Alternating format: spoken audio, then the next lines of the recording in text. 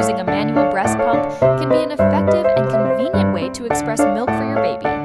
This guide will help you get started with confidence. Preparation. Begin by washing your hands thoroughly and ensuring all pump parts are clean and sterilized. Find a comfortable, quiet space to relax, as stress can impact milk flow. Assembly. Carefully assemble the pump according to the manufacturer's instructions. Ensure all parts fit securely to create proper suction. Positioning. Center the breast shield over your nipple, ensuring a snug but comfortable fit.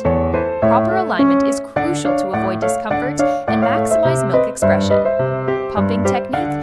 Gently squeeze the handle in a rhythmic motion to mimic your baby's natural sucking pattern. Start slowly, then adjust to a pace that feels effective and comfortable.